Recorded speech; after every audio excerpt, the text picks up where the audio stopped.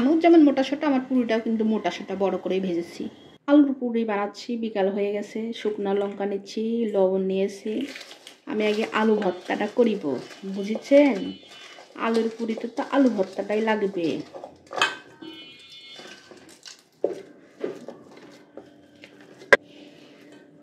আলু ভর্তা ready. Fresh ভালো কিছু খাইতে হলে একটু পরিশ্রম করতেই হবে, সেই জন্য বাড়িতেই বানানো। দোকানে তো কিনতেই পাওয়া যায় এগুলো।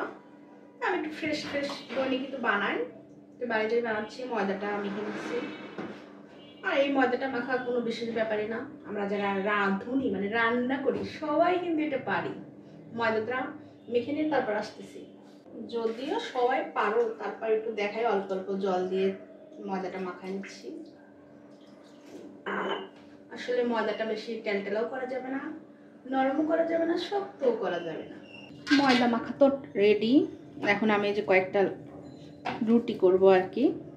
তারপরে আলুর পুরটা দিয়ে একসাথে আগলে সবগুলো রেডি করে নেব, তাহলে আমার তাড়াতাড়ি হবে। পুরিগুলো একটু বড় বড়ই বানাবো, সেজন্য একটু বড় বড় করে নিলাম। আমি এখন আলু পুরগুলা মানে পুর দিয়ে রেডি করে নিচ্ছি, যেহেতু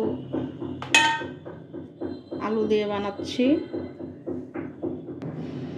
আমি একটা একটা করে এখন সবগুলা আলু ভরে মানে রেডি করে নেব। আলুর পুরি বসে নিত, আলুটা একটু বেশিই দেব। দোকানে তো মনে করেন যে ওদের ব্যবসা, ওরা অল্প একটু কোনো রকম আলু দেয়। আমি সেটা করব না, একটু বেশি দিয়ে দিয়ে বানাচ্ছি। এভাবে সবগুলো আমি রেডি করে নিচ্ছি। এখন একটু হালকা বেলার পালা, হালকা করে চাপ দিয়ে দিয়ে একটু বেলে নিচ্ছি আমি। আসলে পুরি বানানো কোনো একটা ব্যাপার না, কিন্তু হচ্ছে আমরা মনে করি বাইরেরটাই আরামের জন্য কিনে খায়া থাকি। বেলে নিলাম। তেলটা তো আগেই গরম বসাইছি, এখন দিয়ে দিচ্ছি আমি পুরিগুলা। ওয়াকে কিন্তু আর চাপাচাপি করিতে হচ্ছে না, দেখেন একাই একাই ফুলিয়ে গেছে। বুঝেছেন ভাই বোনেরা? ইচ্ছা থাকলেই উপায় করে নিলাম। পুরিটা কিন্তু আমার রেডি হয়ে গেছে। এক এক করে সবগুলোই ভেজে নেব। আর একটা তো হয়ে গেছে, এটাও সাইডে দিয়ে দিচ্ছি।